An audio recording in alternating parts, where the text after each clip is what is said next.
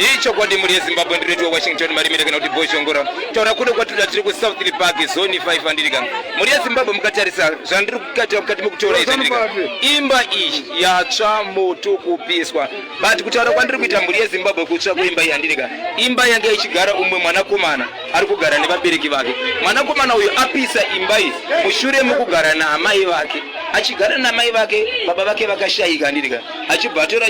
munhu wavari kugara naye tinoziziva muri Zimbabwe kuti baba vakashayika amai vari kunotora mumwe murume ndiye kodzero yavo yekutora mumwe murume saka mwanakomana uyu anga ari mukati mekunetsana namai achidizve hamusi kukwanisa kundichengeta mwanakomana wandiri kutaura akatora mukadzi wekutanga akatora mukadzi wepiri akatora mukadzi wetatu wainaye iko zvinozvi apa kutaura kuno kwatiri kuita amai ndo vakachengeta mukomana uyu achigara panapa zvadaro ainga amai usiku achishedzera kuti ndipeiwo pane mukomana pane vakomana vari panze apo vauya vaine mbanje vari kuda kuti nditenge ndigodzitengesa ndire saka ndipeiwo mari ndiite sei ndikwanise kuti nditengese mazvikanze andina ndokupindira amai nababa ari mukati mekupisa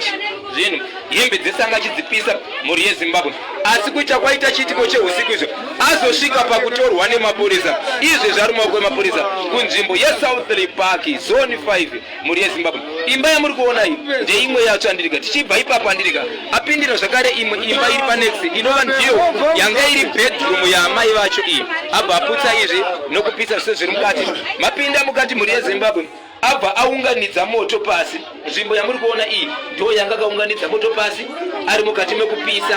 mukati mekupisa windo ramuri kuona iri raputsika inova ndiyo imba yange ichirara amai nababa muri yeZimbabwe munozviona sei kuti makarara amai nababa mwanakomana anopinda achiita sei achirova nezvibhakira achida kubuda handizivi kuti munozviona sei ndine mashoko maviri andoda kuti taure mama imimi kugara kwese kwamukamboita nemwana